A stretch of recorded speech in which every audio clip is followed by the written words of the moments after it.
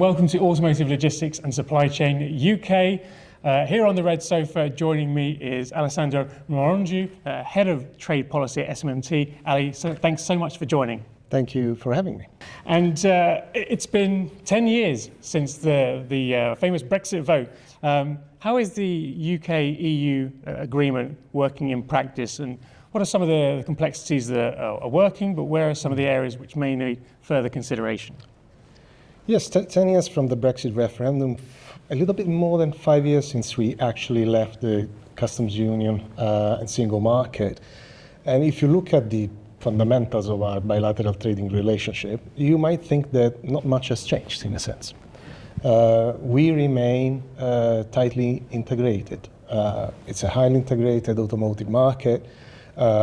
We remain the biggest export market for EU assembled vehicles, parts and components. The EU remains our biggest export destination for finished vehicle parts and components as well. So if you look at the surface, not much has changed. But if you look beneath it, a lot has changed actually. And it's only thanks to the very hard paddling of manufacturers, customs specialists, logistics operators that things don't seem to have changed so much. But actually, the seismic shift that we endured 5 years ago was nothing short of traumatic. So where there was no effective customs border on the 24th of December 2020, there was a fully operational customs border on the 1st of January 2021, 10 days later. And the impacts have been very, very significant. The sector has underwent a very significant adjustment, and the initial costs have been significant. Those costs remain, they are inbuilt. We have adjusted, but at the same time, there are a lot of issues that were not present before Brexit that are present today, from safety and security declarations to customs declarations to challenges in terms of regulatory divergence and so on. So obviously, things are fundamentally different compared to 5 years ago. Yeah, and fast forward to today, the EU is pushing a Made in Europe strategy in order to strengthen local supply chains. What does this mean for UK manufacturers, importers, and those dealing with UK supply chains? Now, an over-restrictive Made in Europe preference can actually succeed where Brexit has failed. That is, it could potentially undermine our fundamentals, that is, our highly integrated regional supply chain, and more specifically, bilateral exchanges in electrified vehicles. Now, if you look at trade values 5 years ago, 6 years ago, and you look at at the mix of what builds a bilateral trading relationship today, electrified vehicles are a success story. So we went from about 4.5 billion pounds worth of imports and exports of electrified vehicles in 2029 to adding essentially 20 billion today, yes? So 24.5 billion in import and exports of electrified vehicles. A strong, ultra-restrictive kind of Made in Europe policy can precisely undermine that, because obviously it would signify that UK-produced vehicles, UK-produced parts and components are put at a systematic disadvantage in large swathes of the European market or even in the entirety of the EU market. As I mentioned, the EU is our biggest export market, so obviously that would have very significant impacts on UK manufacturers as well. But that doesn't mean that it wouldn't have impacts on EU operations as well. We are the biggest client of EU suppliers in the world. We import more typical parts and components from EU suppliers than any other country in the world, more than the US, more than China. So any impact on volumes, for example, in terms of manufacturing here, would have immediate repercussions as well on parts and components made in the European Union. We import 3 times as many components by value than what we export to the EU. That gives you a bit of an idea of where we are, in our bilateral relationship. Yeah, certainly. And we're seeing the use of quotas increasingly implemented as a trade policy tool. an instrument. What are some of the commercial and operational realities behind this and the headaches or challenges that they cause for importers, exporters? So quotas are a little bit like an old instrument for the new world, if you want. So 40 years ago, quotas were quite a common tool to manage international trade relations. But there's a reason why, since essentially the establishment of the World Trade Organization in '94, the world has moved from quotas to favoring more and more a tariff-based approach. And it's because quotas are inherently unpredictable. Now, the type of instrument that we are seeing more and more is a so-called tariff-rate quota.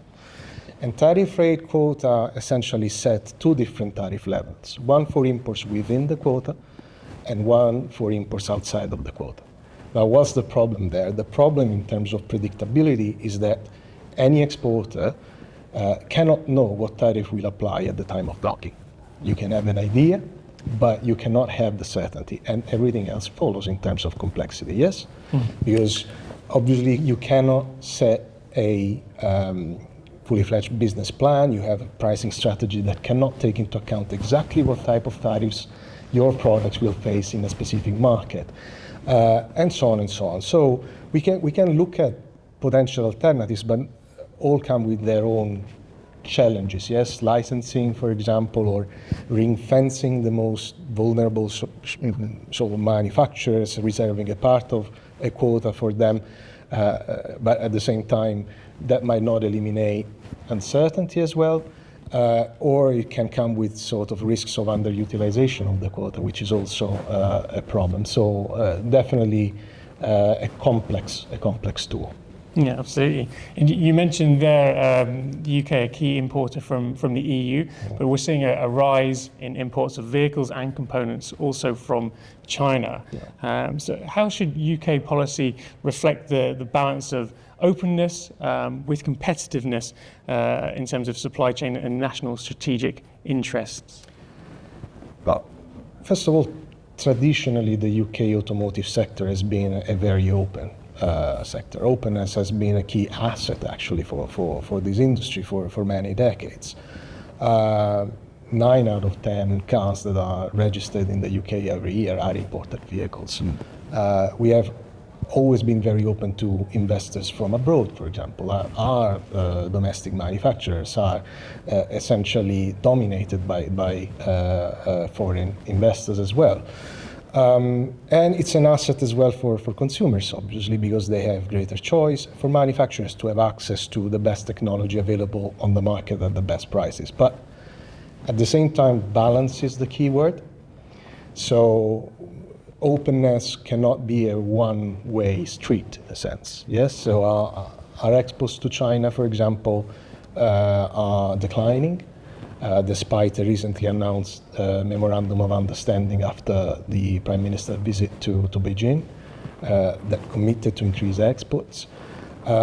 We have quite significant challenges, for example, when it comes to supply chains in terms of export licensing for rare earths, minerals, and similar elements. Magnets, which are absolutely essential for electric vehicle manufacturing and so on. And those licenses are awarded with, usually after 30, 40, 60 days.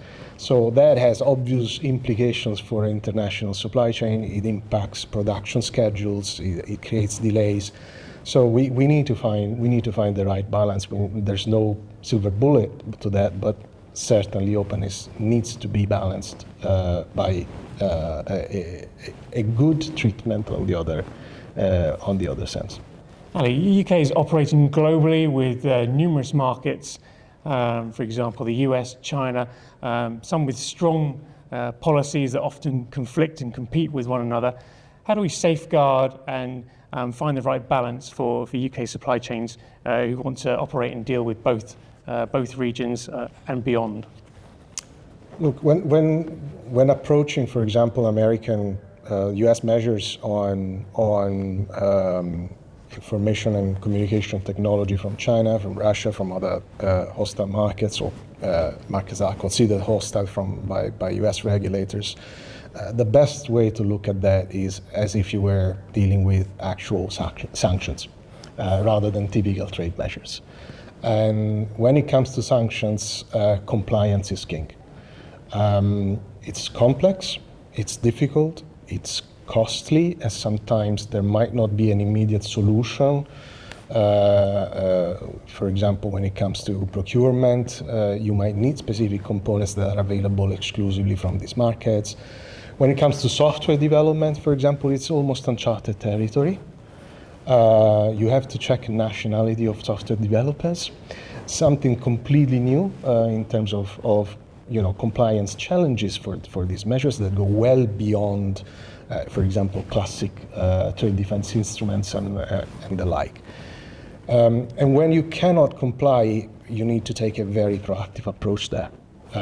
You have to look for alternatives. If there are no alternatives, you have to contact relevant US departments and so on, seek an authorization, potentially agree on a plan that is acceptable for everyone, and yes, safeguard your operations there. And none of this is easy. But there's really, the alternative to compliance, you don't want to go there. It's super, super challenging, but you need to put compliance as your first priority. Absolutely. Compliance is key, and understanding and successfully navigating trade policy, clearly becoming a key differentiator and competitive advantage. Perhaps one final question beyond the EU and the US. Where do you see some of the forthcoming trade agreements the UK is developing in terms of opportunities for UK manufacturers and those involved in UK supply chains? So I think just a couple of hours ago, actually, there was an announcement that the UK-India agreement will come into force in less than a month. And that's a very significant milestone. It's the first time that India has agreed to partially liberalize its finished vehicle market. It will eventually fully liberalize its supply chain as well. So there are significant opportunities there. And at the moment, for example, we are simply hitting a very significant tariff wall that has prevented UK exports to succeed in a massive market like India. So that is certainly a very significant opportunity. In the Gulf region, which is very significant, for example, for luxury vehicle exports and the like, and also important from a supply chain point of view, energy byproducts and the like, absolutely crucial from that area. Very different tariff profile, but the recent announcement of an agreement in principle is good news. But you need to look at the detail, and the detail is not there yet. Only when the detail is available, then you can actually assess whether there is a business opportunity, how difficult it is to benefit from it, and associated potential costs to make use of tariff liberalization and the like. Yeah, so plenty of challenge, plenty of complexities, but also opportunities for those who can successfully be compliant, yes, and understand and navigate the shifting and rapidly evolving trade landscape. Alessandro, thank you so much for joining, and thank you as well. See you soon.